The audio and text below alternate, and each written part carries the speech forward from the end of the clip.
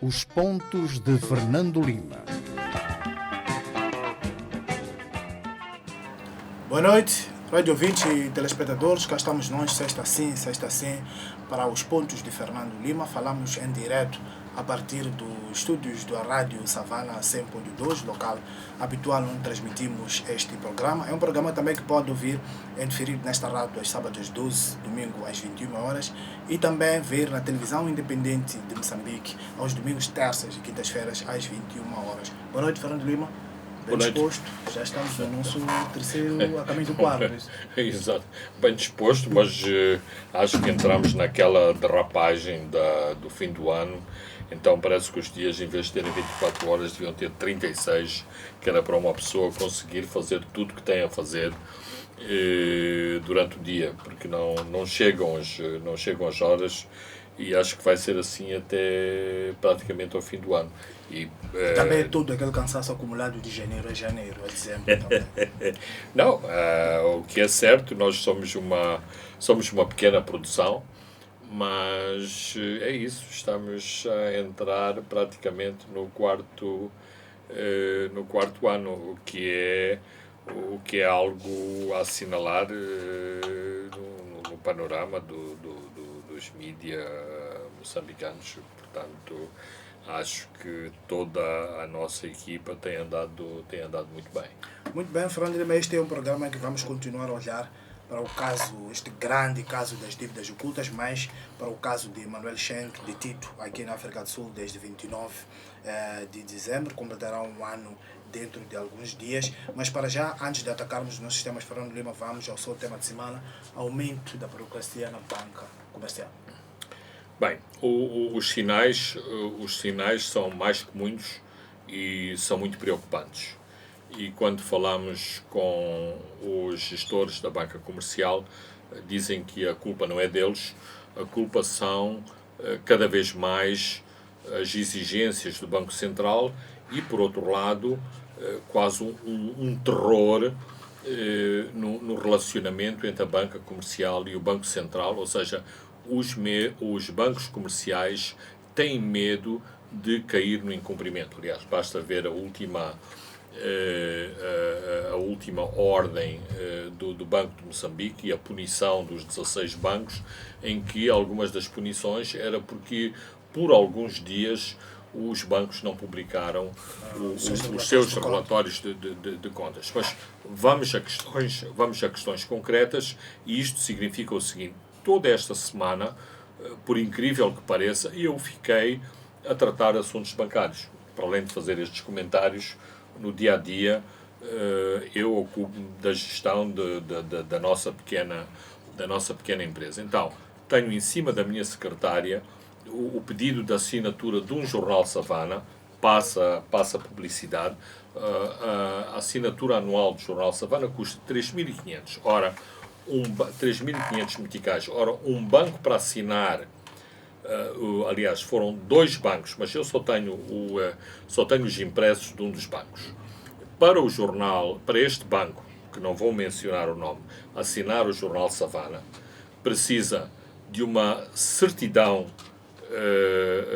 que prova a existência da nossa empresa, portanto, uma certidão obtida na Conservatória das Entidades Legais, precisa da cópia dos estatutos da empresa publicada em boletim da República e uma ata da Assembleia Geral em que indique quais são os órgãos sociais da empresa. Isto, segundo explica o banco, para se determinarem eventuais conflitos de interesse.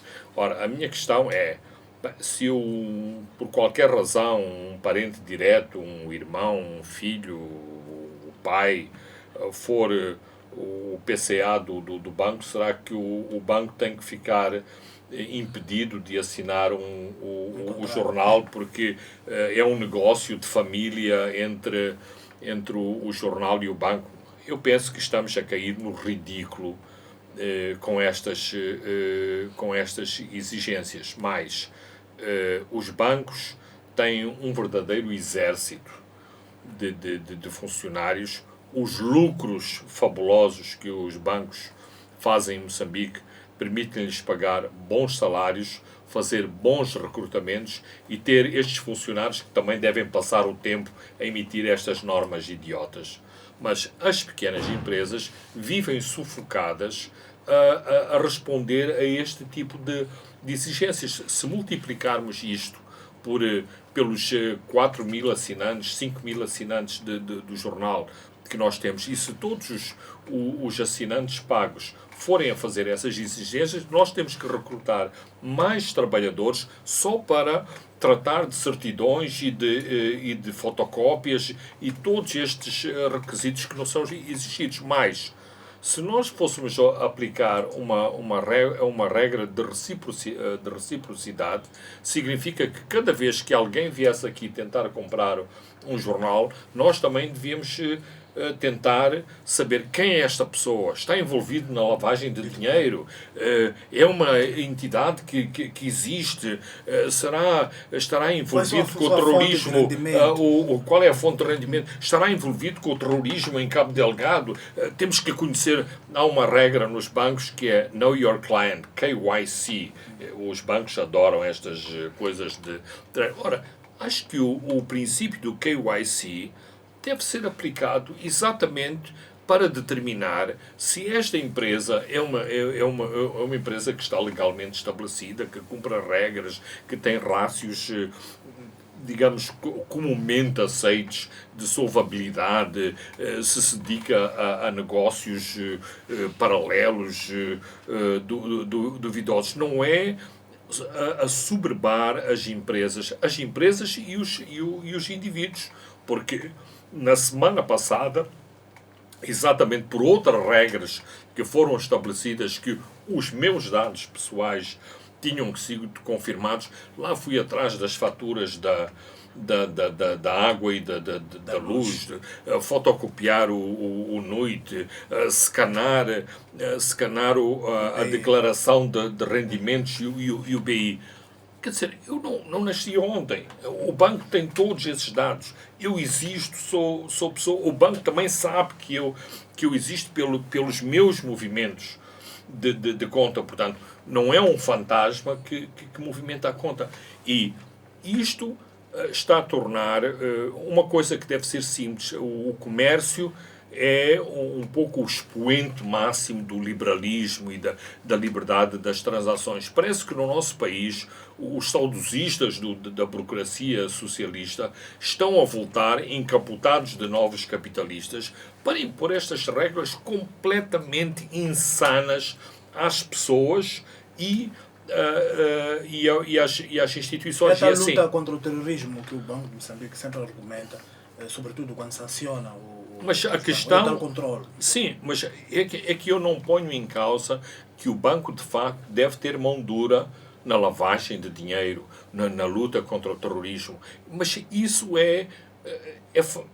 não vou dizer que é fácil, mas eles sabem muito bem como perseguir estas operações, como perseguirem operações de caráter duvidoso, como perseguir determinados movimentos. Ora, não é um movimento de 500 meticais da pessoa que foi comprar fruta no bazar e paga com a M-Pesa, que agora precisa de ser registado. Ou seja, está tudo a ficar mais difícil. Parece que há umas pessoas no Banco Central que perderam a razão, que estão a caminho, eventualmente, do Hospital do Infuleno e desataram a fazer estas normas todas que tornam a nossa vida muito mais difícil. Mas estamos no mês de dezembro, em que há muitas outras coisas para tratar, e tudo isto acarreta uma pilha de nervos para uma pessoa ter que tratar, porque a conta foi bloqueada, porque para desbloquear a conta é preciso comparecer no banco para fazer umas assinaturas, e como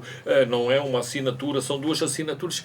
Isto é a loucura, é a loucura total. Portanto, eu não sei quem é o engenhoca que está a maquinar todas essas coisas, mas eu penso que organizadamente, sobretudo as pequenas empresas, porque o peso deste tipo de ordens, deste tipo de orientações, penaliza sobretudo as empresas, as pequenas empresas têm que se levantar e têm que eventualmente também começar a boicotar este tipo de regulamentação. Porque, para além disso, há muitas outras coisas. Por exemplo, neste momento, movimentar duas contas da mesma empresa, uma pessoa paga serviços na conta que foi debitada e serviços na conta que foi creditada. Ou seja, numa operação da conta 02 para a conta 03, paga-se duas vezes esta movimentação. Para não se falar dos serviços que é preciso pagar na ATM,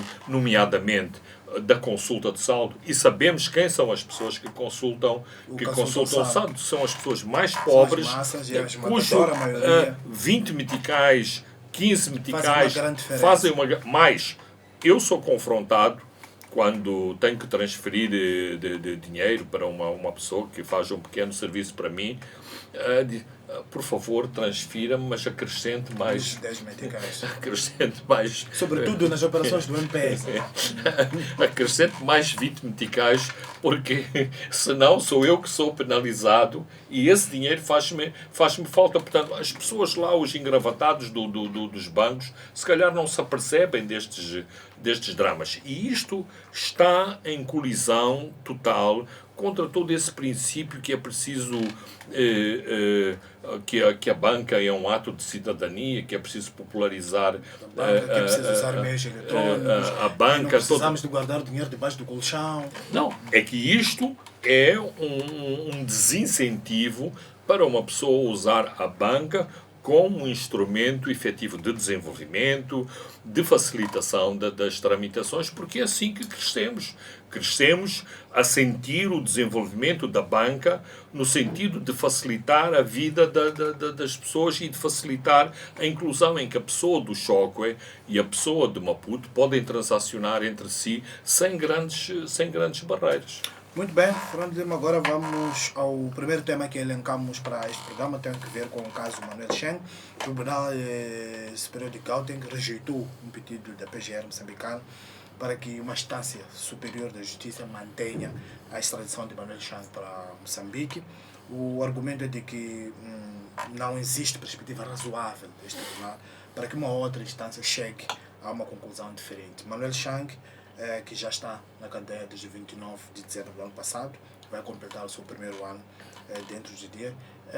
Falando de está muito complicado ao futuro do antigo ministro das Finanças de Moçambique. Isto podemos dizer, parafraseando aquele romance célebre, isto é a crónica de um recurso anunciado, ou da morte de um recurso anunciado. Não há nenhuma surpresa que o recurso ia ser recusado, ou outra frase também, que é uma frase feita de recurso em recurso até ao desfecho final ou até à morte final, porque aparentemente todos os recursos vão ter um pouco este epitáfio e, no fim do dia, o ministro vai ter que decidir. Eventualmente pode haver um apelo presidencial. Duvido se vamos chegar a este ponto, mas aparentemente o governo de Moçambique não quer morrer na praia e, portanto, tem dado o peito às balas. O próprio ex-ministro Chang tem uma equipa de advogados de luxo que o defendem e, portanto, não para além dos seus advogados, neste momento o governo também tem os seus advogados. O que para mim me leva a esta teoria da conspiração. No momento em que a questão das dívidas ocultas é um momento de discórdia, de confrontação, de mal-estar entre diversas facções no seio da Frelimo, o facto de o governo se mostrar tão empenhado na defesa de Chang, tão empenhado que Chang venha sentar no banco dos réus em Maputo, parece que é uma tentativa estafada, quanto a mim, de tentar passar a mensagem de que nós estamos a fazer tudo para que o nosso Chang venha ao nosso ao nosso Moçambique. Então, Portanto, há outros argumentos para além do argumento de recuperação de ativos.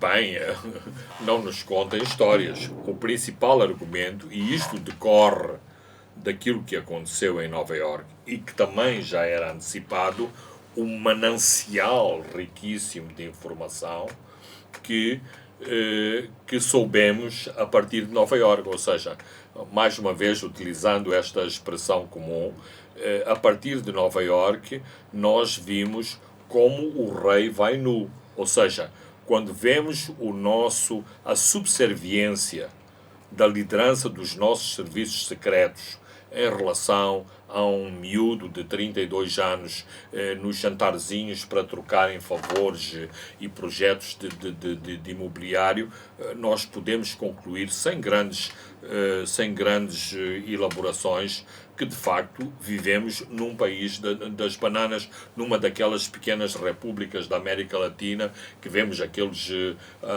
filmes todos muito divertidos com rumbas à mistura. Aqui não são rumbas, mas são marrabendas, mas portanto estava toda a gente feliz a viver com os milhões de um bando de libaneses, com o patrocínio de um banco suíço e de um banco russo. Então, há este falso pudor, no meu entender, de dizer temos que evitar este espetáculo gratuito, porque em última análise é a nossa elite que está a ser era exposta todos os dias a partir de Brooklyn, porque todos os dias eram mais nomes que vinham a público de transferências a partir de terceiros. E se Chang for a Nova Iorque, este espetáculo triste para a nossa elite, para a nossa nomenclatura, vai continuar. E é o que também quer se evitar ao lutar até o último suspiro. Absolutamente. Na possibilidade de extraditar Chang para os Estados Unidos. Mesmo em termos do folclore popular, isto significa que uma pessoa na aldeia mais recôndita de Cabo Delgado, em Kionga, hoje sabe que o ex-ministro das Finanças pediu dinheiro para criar um banco. Este é o tipo de coisas que a elite aqui em Maputo sussurra ao ouvido um do outro num pequeno cocktail. Com este tipo de socialização da informação, com a democratização da informação, toda a gente sabe, portanto, quando vem passar aquele Mercedes branco ou preto e olham para dentro desse Mercedes, se os vidros não forem fumados, as pessoas estão-se a rir.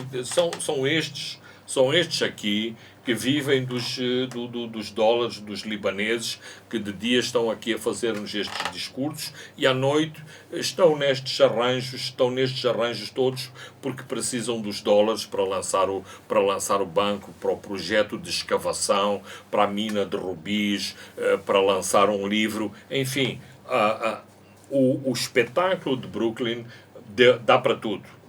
Pode-se fazer claramente um livro com os requintes mais rocambolescos, até com sexo pelo meio, a partir daqueles argumentos que foram evidenciados das mensagens, dos memorandos e depois de todos os suportes financeiros das transações. Portanto, eu acho que não é apenas... Claramente que há aqui um retoque de imagem que reflete estas lutas intestinas no seio da Frelimo. Esta semana foram vazados uns e-mails do tio Manuel Jorge ou do tio Rosário. Acho que é um campo a disparar sobre o outro. Eu não vi esses e-mails em Brooklyn. Esses e-mails não têm nenhuma certificação do tribunal, aliás, nem vinham a propósito para a matéria em discussão em Brooklyn, mas serve como arma de arremesso, porque esses meninos aparentemente se portam mal e gostam destes brinquedos caros e, portanto, está mesmo a jeito para se usarem estas mensagens para arremessar a bola para o outro lado. Vamos olhar um pouco para as diferentes leituras que as partes estão a ter lá em Johannesburg, sobretudo no protocolo da SADC. Há diferentes leituras no artigo 4. Moçambique, por exemplo, argumenta que este instrumento legal regional permite a extradição de Chang para ser julgado no seu país, uma vez que apenas proíbe a extradição dos que têm imunidade absoluta. E a PGR argumenta que o Chang tem imunidade condicional, que é ela que se refere o tal do artigo número 4. Mas um dos argumentos dos sul-africanos é de que Moçambique deixou Chang se movimentar durante muito tempo livremente em Maputo. E as autoridades sul-africanas, tal como a FMO, não estão convencidas de que Chang será julgado em Moçambique. Mas alguns juristas argumentam de que não existe esta coisa de imunidade condicional. Ou há imunidade ou não há. Exatamente.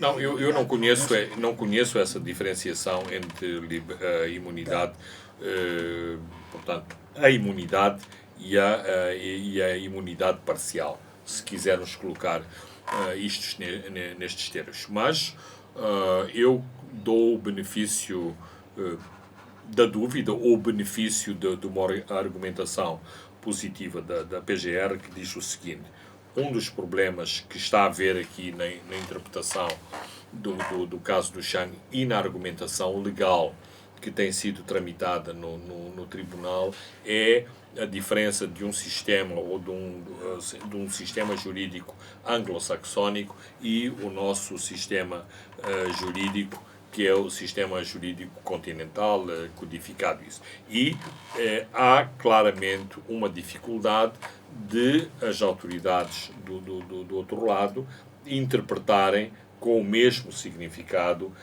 a argumentação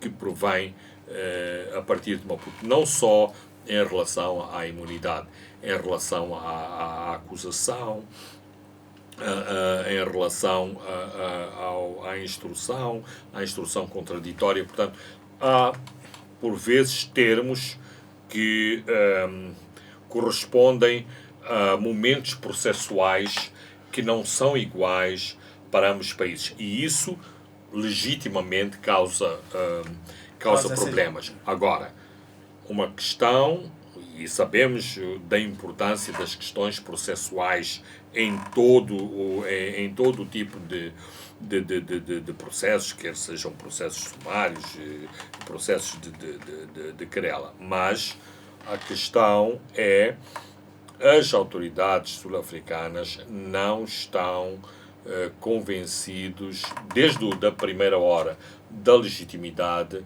da argumentação da defesa de Manuel Chang. Se estamos lembrados, a Justiça sul-africana não deixou o ministro alojar-se numa farm que ficava próxima da fronteira com Moçambique. Argumento: podia fugir para Moçambique. Depois houve outro argumento em relação este era o argumento sobre os meios, a ausência de meios para caução, em que foram à famosa conta de Espanha dizer: bem, o senhor argumenta que não tem dinheiro para pagar esta caução. Já parece o filho do José Eduardo Santos, que precisa de advogado do IPAG de Angola, porque não tem dinheiro para pagar ao advogado. Mas nós vimos aqui os movimentos da sua conta bancária em Espanha, a tal onde foram transferidos os 5 milhões, parece que está bem recheada. Depois, toda a questão de liberdade, não liberdade. As autoridades sul-africanas acham mesmo que Manuel Chang pode interferir no processo e pode ser um elemento perturbador se permanecer em liberdade. A própria intervenção de Moçambique e os tribunais sul-africanos, o Ministério da Justiça sul-africano está consciente também dos esforços diplomáticos de Moçambique para libertar Chang, para ter Chang de volta. Isto leva as instâncias judiciais sul-africanas, independentemente do conceito absoluto ou condicionado daquilo que percebemos como independência do judiciário, a dizer esta pessoa tem um tratamento especial, tem um estatuto especial, e se nós relaxamos as medidas de coação em vigor, isto pode configurar uma outra situação. Portanto, é esta situação que explica não só alguma incompreensão decorrente da confrontação de sistemas legais, mas também a própria atitude contraditória das autoridades moçambicanas, porque é assim, estava um belo dia, estava o ministro a caminho de uma festa de fim do ano no Dubai, quando foi preso, e de repente a PGR acordou para detenções, para processos, para investigações. E o que é que aconteceu antes? O ministro Manuel Chang sentava-se no Parlamento e discutia no Parlamento, das dívidas do mas assistiu em causa própria à discussão do problema das dívidas ocultas. Ora, na conta geral do a Estado. questão, e isto também é importante realçar, o elemento FMO no processo, que na prática é a constituição do FMO, Fórum de Monitoria do Orçamento como assistente do processo, permitiu, por via oficial, às autoridades sul-africanas melhor contextualizarem as circunstâncias de que gozava Manuel Chang antes da sua detenção em Joanesburgo. Ora, isto no mínimo levanta suspeições.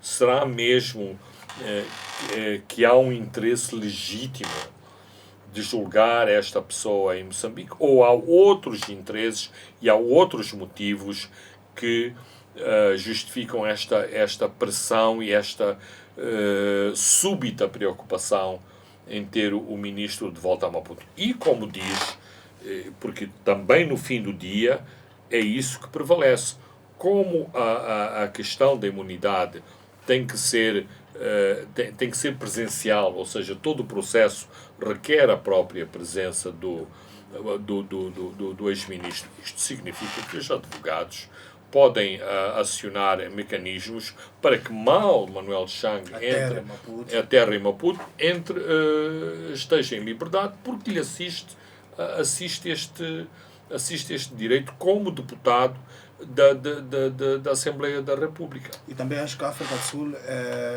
não quererá entrar em problemas com os Estados Unidos, ser acusado de não ter cumprido um acordo de extradição que ambos têm. Essa neste momento, não querer criar um precedente histórico. O argumento que está em cima da mesa, embora eu deva reconhecer que é melindroso. É melindroso porque para servir ou para cumprir com aquilo que está protocolado no acordo de extradição com os Estados Unidos, está-se de algum modo a tomar-se uma atitude negativa, vamos assim dizer, em relação às autoridades moçambicanas, e nós conhecemos as relações de boa vizinhança, para não invocarmos termos mais diferenciados em relação àquilo que liga Moçambique e a África do Sul, embora isto também desse panos para mangas. Nós sabemos de todas as questões do acordo de Incomati, das pequenas traições, das expulsões dos membros do ANC de Moçambique, que determinados meios tentam também branquear toda esta operação como uma grande opção estratégica do governo de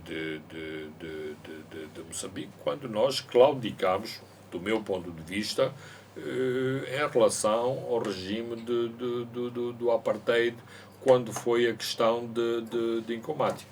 Muito bem, Fernando Lima, chegamos ao fim da primeira parte deste programa. Vamos a um brevíssimo intervalo e voltamos já. Boa noite, rádio ouvinte e telespectadores. Estamos de volta à segunda e à última parte dos pontos de Fernando Lima. Deixamos para trás o tema sobre o caso Manuel Chang, mas regressaremos a ele nos próximos programas. Já ele é muito longo, vai levar muito tempo. Fernando Lima, quem também está em mãos de ações é a Tokani Hulit, a dona da companhia sul-africana, que é a detentora das açucareiras Chinavane e de Mafambis. O relatório financeiro mostra que a companhia manipulou números em relação às suas vendas. Declarou, por exemplo, ter vendido a Distribuidora Nacional de Açúcar uma entidade em que ela detém 50%, para que fosse considerado receita, por exemplo, ela devia colocar nos seus relatórios aquilo que vendeu ao consumidor final. E uma auditoria determinou que devia ser feita uma revelação das contas. Isto colocou a nu toda a inviabilidade das açucareiras na Mafambis. São coisas que já eram denunciadas há algum tempo. Sim, aliás, foi por isso mesmo que foi feita uma grande auditoria forense a todas as contas e ao próprio sistema de gestão da Tongaat Hulett, não só em Moçambique, na África do Sul e no Zimbábue. Em relação ao caso de Moçambique, foram reavaliados os números de 2018 e mais grave, inclusivamente, que este, porque aqui podemos argumentar se não é um artifício contabilístico, porque no fim do dia aquilo que é vendido à central açucareira, à DNA, depois também é vendido aos clientes, embora, de facto, como nota a auditoria, o correto seria que só fossem assinaladas como vendas aquilo que são as vendas finais e não a intermediação da central açucareira. Mas, por exemplo, no exercício de 2018, segundo a auditoria, foram ocultadas perdas, ou seja, são, por artifício contabilístico, são lançados lucros quando, de facto, na reavaliação das contas da empresa, houve um prejuízo acumulado em relação a 2018 e em relação a 2019. Na África do Sul, isto está a ter consequências graves, nomeadamente ao nível da anterior direção, e eventualmente poderá haver processos crime em relação aos gestores, portanto, aos gestores executivos e efetivos da Tongaat. Para além disso, os prejuízos acumulados, as dívidas aos credores são enormes. Foi anunciado um acordo na África do Sul em relação ao crédito mal parado. Espera-se que aqui em Moçambique, e o governo tem uma palavra a dizer, porque também é acionista, quer em Mafambis, quer em Chinavane, que também se encontre uma solução junto da banca para a Tongaat continuar a operar, porque esta é a maior empresa açucareira em Moçambique. Chinavane representa quase metade da produção açucareira em Moçambique. E colapsar Chinavane é um caos para o setor. Para o setor e não só. O setor açucareiro é um setor que utiliza a mão de obra incentiva, portanto, é um grande gerador de emprego no campo, quer emprego permanente, quer emprego sazonal. Ora, isto será será uma notícia trágica, ou será uma grande tragédia em termos de emprego, se por algum motivo as açucareiras de Mafambice e de Chinavan tiverem que paralisar. E também sabemos que a situação financeira de Marromeu não é boa, e a situação menos gravosa que a Tonga, mas a situação da Maragra, que é o terceiro grande empresa envolvida no açúcar em Moçambique, também não é famosa. Aliás, tivemos uma greve de reivindicação por melhores salários na Maragra, e devo dizer que aquilo que me chamou mais a atenção é um bocadinho como aquele quadro da South African Airways. Os trabalhadores não têm nada a ver com a gestão. Se a empresa bateu no fundo, este é o problema dos gestores. Nós queremos os nossos salários. Portanto, foi um pouco assim que aconteceu a última greve da Maragra. E ainda no setor do açúcar, olhamos um pouco para a questão desta sobretaxa. O ministro Rajendra de Souza claramente defendeu a retirada da sobretaxa do açúcar, argumentando que estamos a pagar 30% mais caro. Mas outros setores contra-argumentam que, caso isso aconteça, aquilo que já falávamos antes, a indústria vai colapsar. E até que ponto, Fernando Lima, é que o ministro está a sucumbir ao lobby dos grandes consumidores, sobretudo das empresas, das indústrias de bebidas? Bem, ou há uma outra justificativa para esta posição? Bem, eu não conheço outros argumentos, mas acho que não faz sentido a sobretaxa. Uma vez que, inclusivamente, existem condições criadas para o fornecimento de açúcar refinado à indústria alimentar e de refrigerantes. E, por outro lado, portanto, a sobretaxa só vem, aumentar a coluna dos custos das empresas. O que é que isso significa? Significa que, no fim do dia, são os consumidores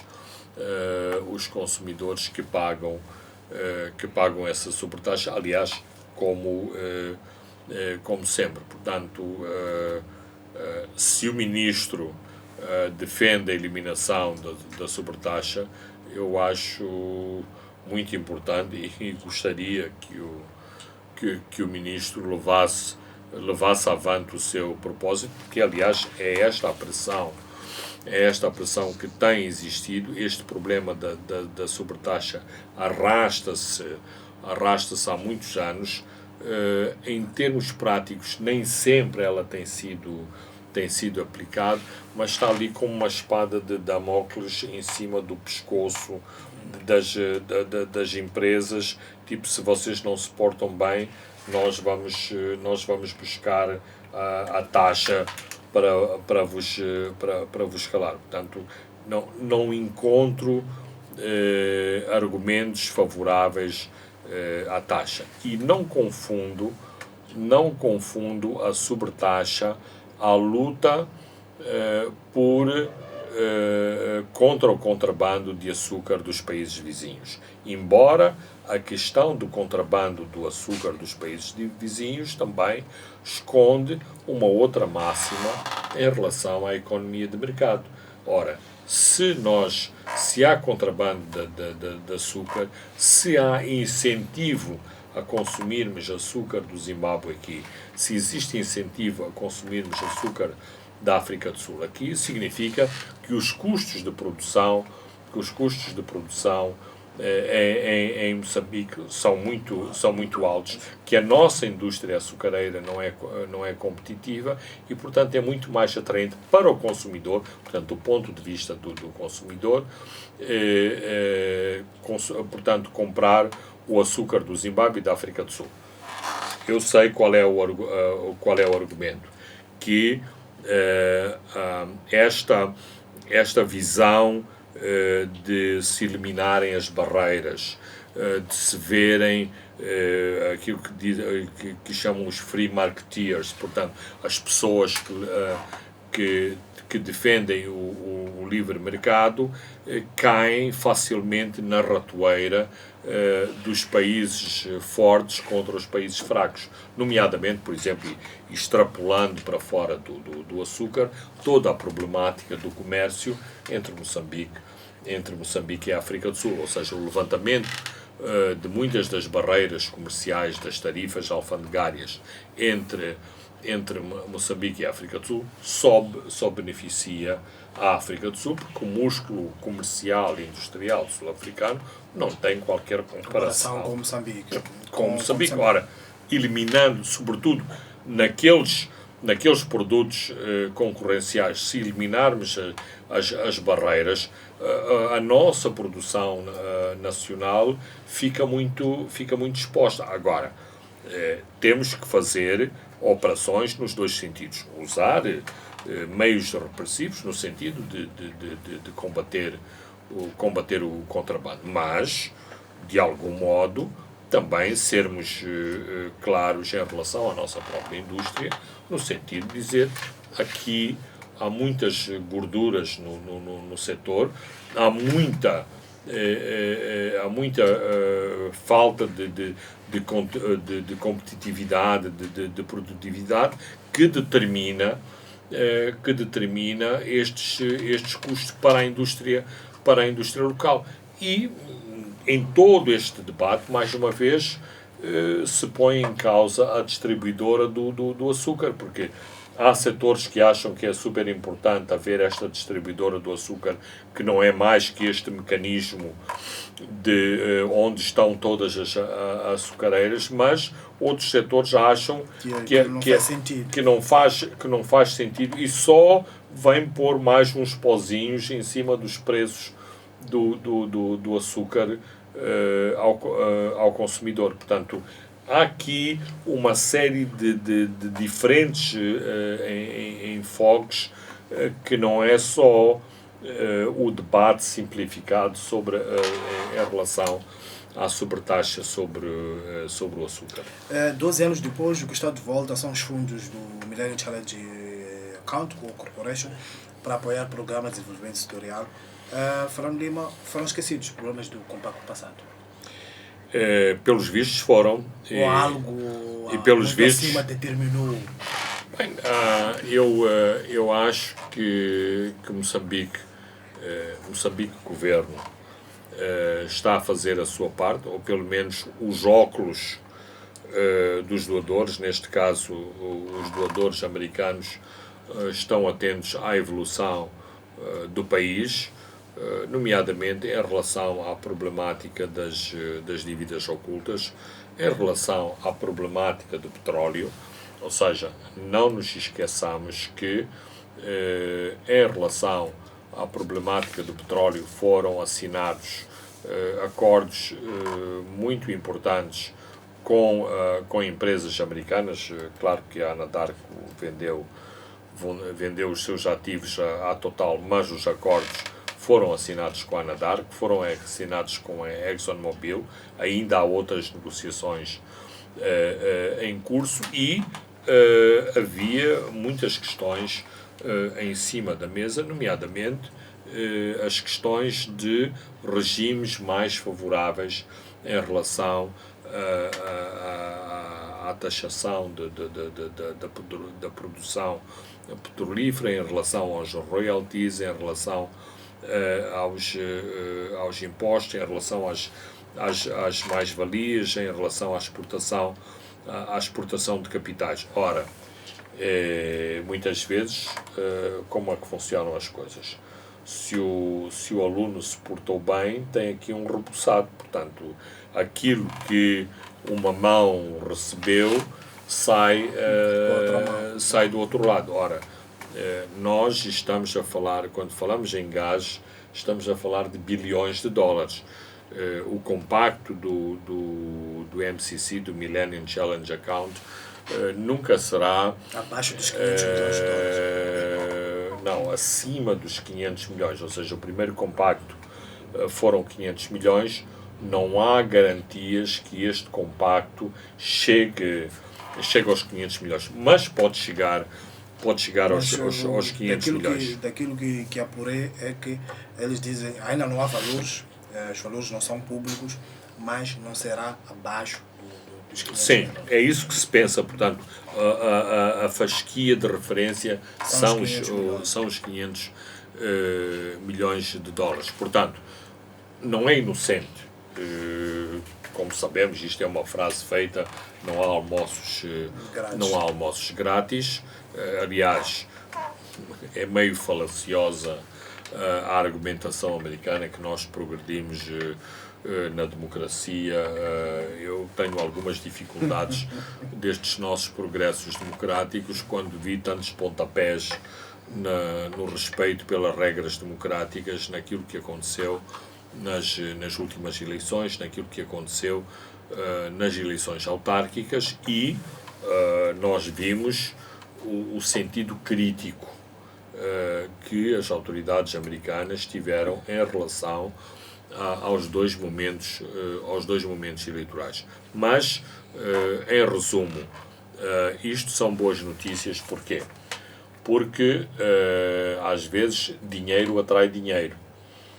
Ou quase sempre acontece isso. Então, a decisão do Millennium Challenge Account, que não é a MCC, é uma agência definida como uma agência independente, portanto que não depende do governo norte-americano, mas isto pode ser um indicativo para outras agências de desenvolvimento e que até agora se mantêm reticentes em relação aos apoios a Moçambique, para reanalisarem as suas posições. O que significa que para o próximo governo, que entra em janeiro de 2020, já entra com um pé direito, com os cofres um pouco recheados de dinheiro, sobretudo para esses projetos. Essa é a expectativa. E aqui é preciso também... E o MCC pode servir de um projeto âncora. Sim, é preciso dizer outra coisa também muito importante. Acho que o governo não fala a verdade quando diz que levou a cabo todos os seus programas sem a cooperação internacional. Ora, isso não é verdade. É verdade, sim, que não há assistência externa ao orçamento de Estado. Verdade. Agora, não há assistência externa, mentira.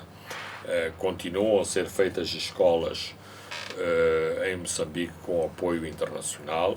O Ministério da Saúde tem um amplo programa de cooperação internacional, que inclusivamente apoia Moçambique com ajuda em medicamentos especificamente, para além de outros domínios onde é notória a cooperação internacional. Por exemplo, o Ministério da Terra, o programa Sustenta, é um dos maiores programas em Moçambique. Não é um programa anual, é um programa, se não me engano, de 3 ou 4 anos, sim, mas são 450 milhões de dólares fornecidos pelo Banco Mundial. Ora, isto é cooperação internacional, e sem estes fundos o Ministério da Terra não podia fazer os floreados que tem feito até agora, e lançado os programas que lançou ao longo da primeira governação de Filipe Nyusi. Vamos olhar agora para este conflito Caminhos de Ferro de Moçambique e Metrobras, apesar de já ter sido ultrapassado nesta quinta-feira, mas sempre é um conflito recorrente entre estas duas empresas. A empresa pública Caminhos de Ferro e a Metrobras é uma empresa privada que explora um sistema de transporte integrado que faz uma combinação entre autocarros e as automotoras. Terça-feira os CFMs suspenderam a circulação destas automotoras por causa da falta de pagamento. A dívida, segundo o CFM, ronda nos 4 milhões de meticais pela utilização da linha. E também outro problema de falta de dispositivos de segurança nestas automotoras. E também a recusa essas são as justificações do CFM, a recusa da Metrobus de assinar um contrato de uso de um parque de estacionamentos para essas viaturas. Alguns setores defendem que Metrobus é um transporte eminentemente público. Pode-se cortar dessa forma? Bem, essa é a questão. E para mim é a questão central.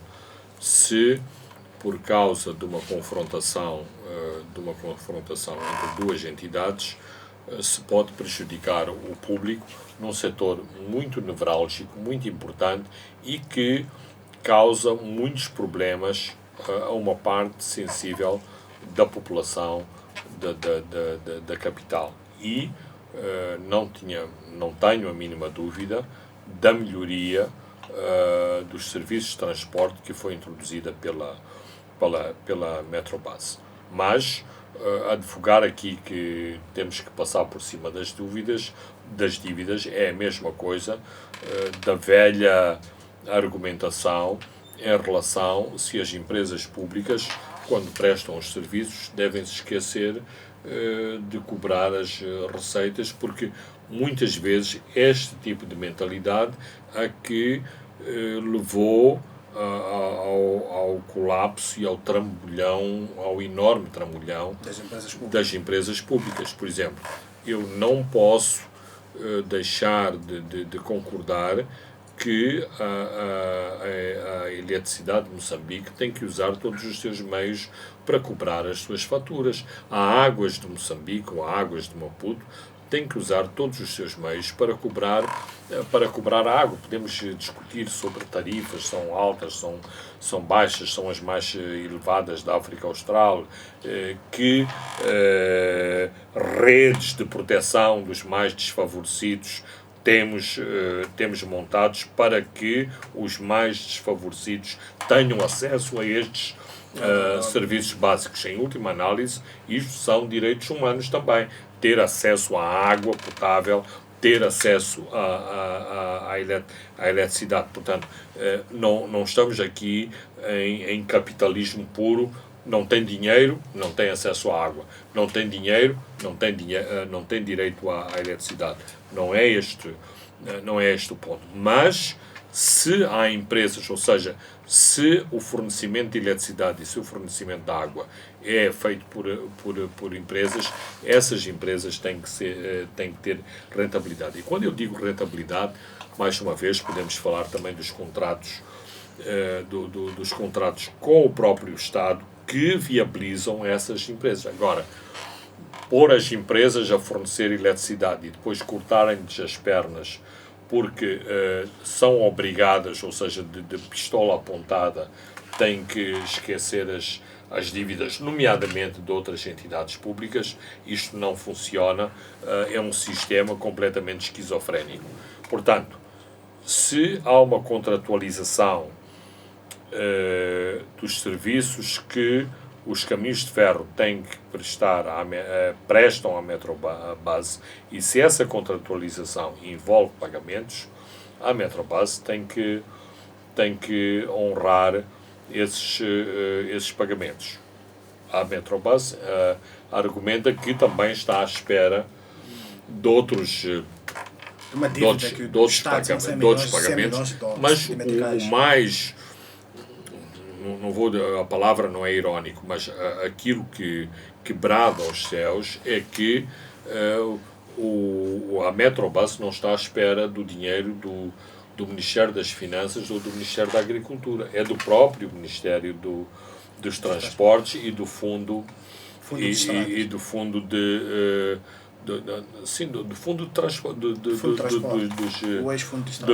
dos transportes. Portanto, há qualquer coisa aqui que não está a funcionar.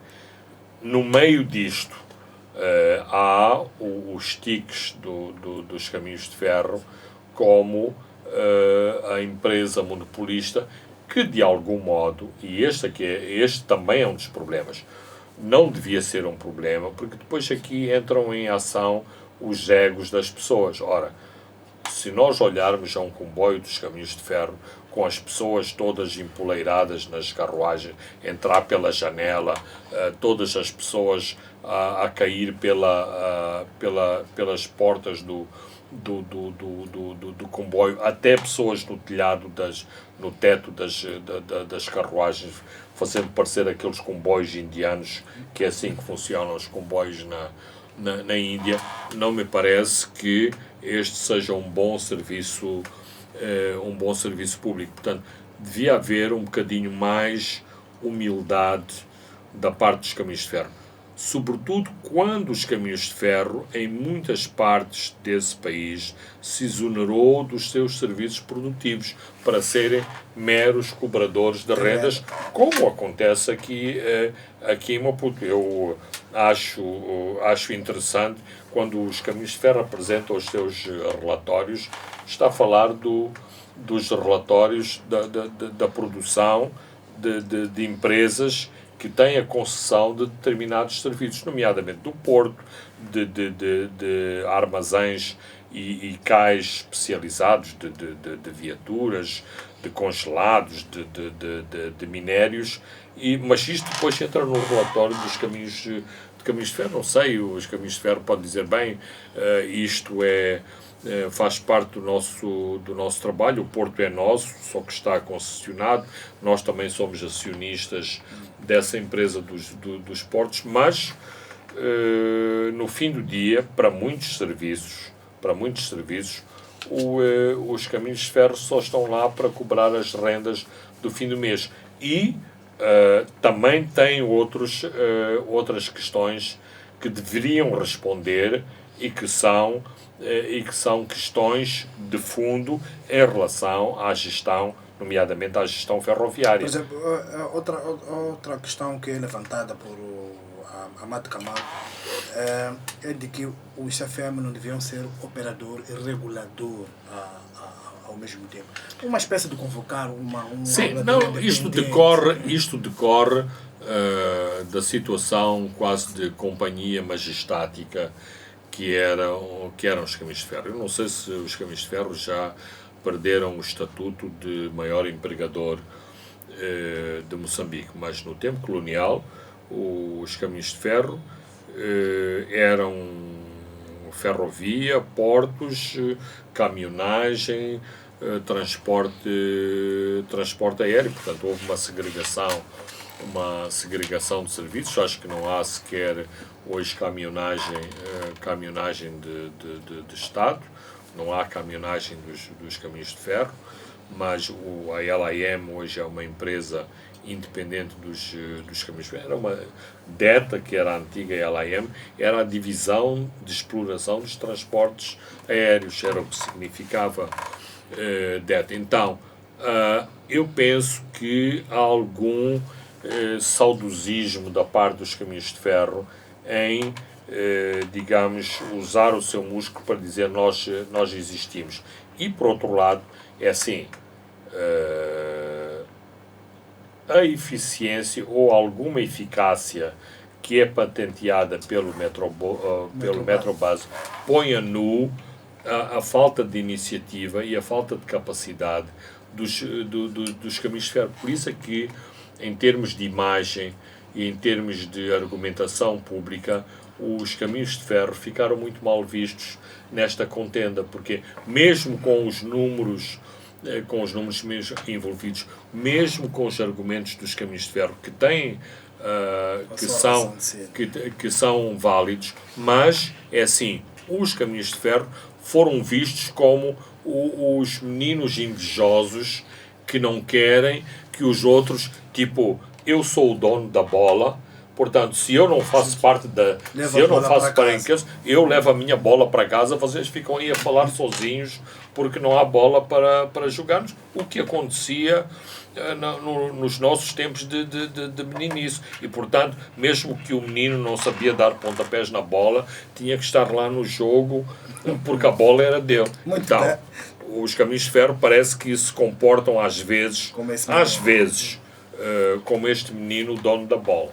Muito bem, Fernando Lima, chegamos ao fim de mais um programa onde olhamos para o caso de Manuel Chang, olhamos também para o setor açucareiro e terminamos com este conflito entre o CFM e o Metrobras, que entretanto ontem, quinta-feira, terminou. Eu sou Francisco Carmona, até de hoje há 7 dias. Boa noite. Os pontos de Fernando Lima.